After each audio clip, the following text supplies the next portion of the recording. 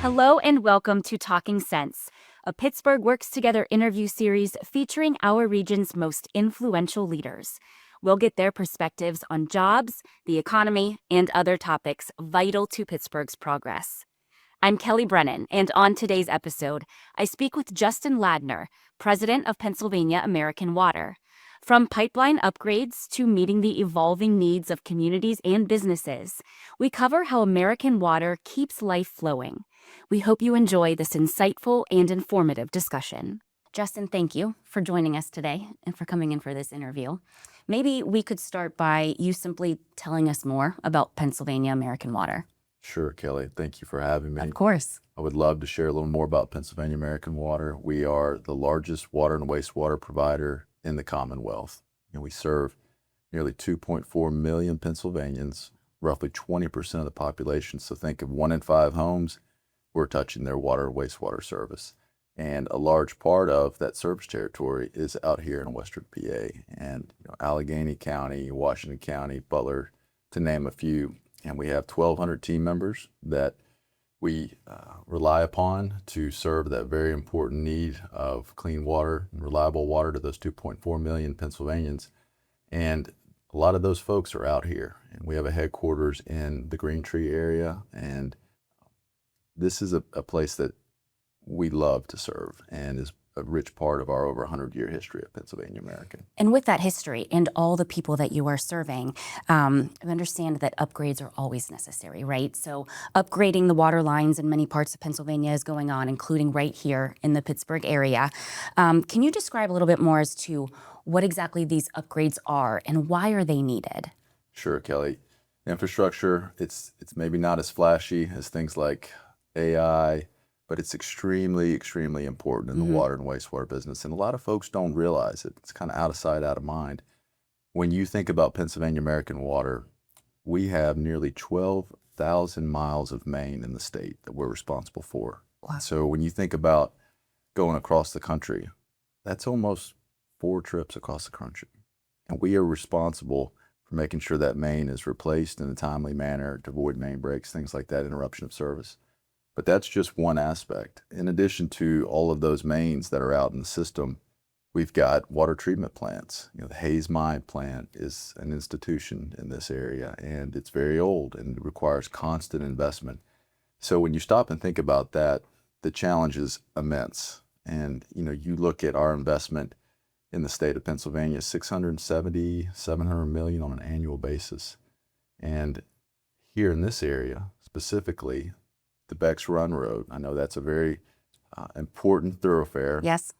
We just finished 3 miles of main replacements for customers. And I know that can be an inconvenience. That's a huge opportunity for us to really upgrade some of that aging infrastructure.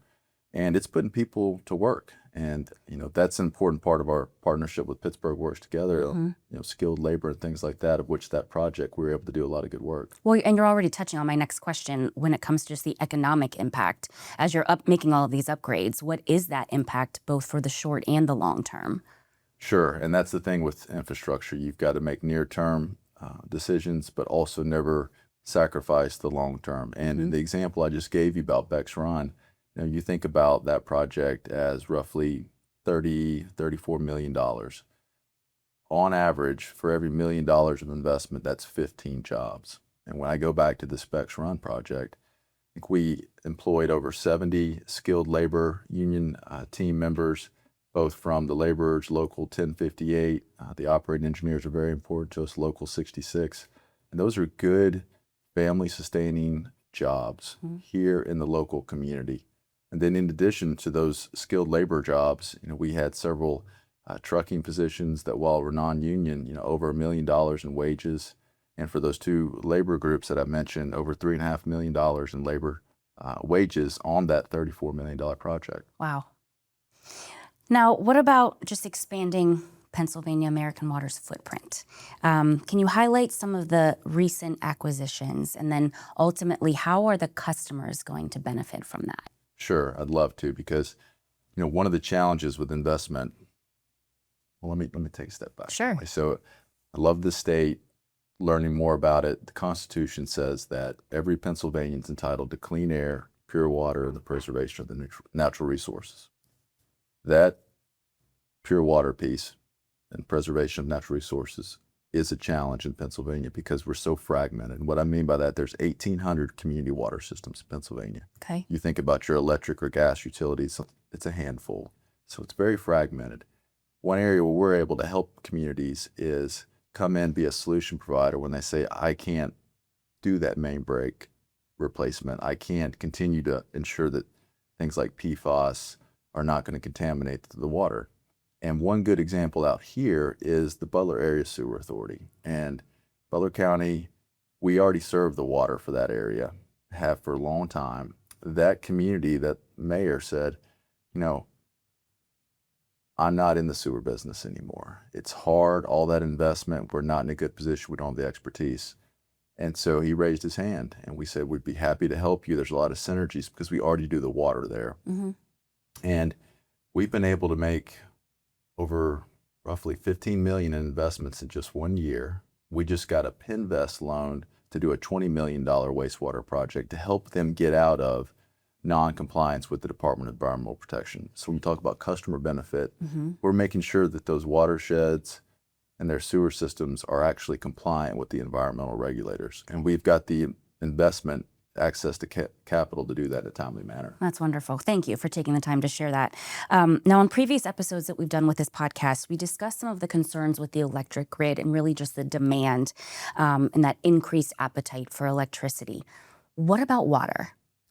I'm so glad you asked that because we were talking earlier. I was out here in July, when I say here, Carnegie Mellon for Senator McCormick's Energy and Innovation Summit. And the discussion is very much around energy because you've got to have it. But as you know, the governor and other local officials are quick to say, you need to have the access to energy, plentiful water, and skilled labor. And that second piece, we want to make sure that's getting the conversation it deserves. Okay. And you know, Pennsylvania American is the largest water company in the state.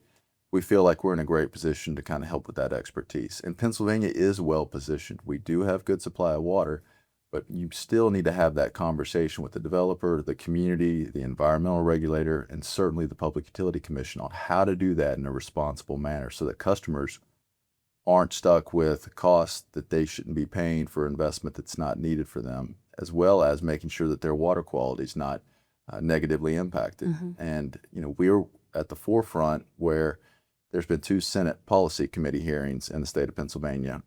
The one water provider that was at the table was Pennsylvania American Water to talk about our experience and our ability to really help ensure those projects do occur, but do occur in the right manner because water supply is really important and how it impacts that distribution system. Absolutely. We've touched on a lot of topics, but is there anything I haven't asked that you feel like is important to share today? Yeah, Kelly, one thing I would want to emphasize to the audience is I've talked a lot about investment. It's $670 million, $34 million replacement of service lines. Affordability is very important to us, and that's something that's certainly on my mind. I want to make sure I know inflation is a constant challenge for our customers. So 2 things I would like to emphasize. One, we have some very generous customer assistance programs, and you know, we're the one utility that our customers, you know, rely upon because they ingest it. It's life-sustaining. Yes. So we have 4 different tiers based on federal poverty limits. Okay. So I would encourage folks to go to PennsylvaniaAMwater.com and they can see some of those subscription models to take a look at that. And then also we do a lot with Pinvest, and hopefully several listeners are familiar with that. It's kind of the state revolving fund program. But we've received nearly $100 million in loans and grants on all that investment projects that I'm talking about, to the tune of $15 million in grants, which is 0 cost to customers. And even out here, Mount Oliver, we replaced several hundred lead service lines with a grant from Pinvest at no cost to customers. Oh, wow. And again, that website is what? Would you share it one more time, please? It's a bit of a mouthful, but PennsylvaniaAMwater.com. Beautiful. Thank you so much for your time and for all of the information that you shared today. And as always, thank you for joining us, and please stay tuned for our next episode.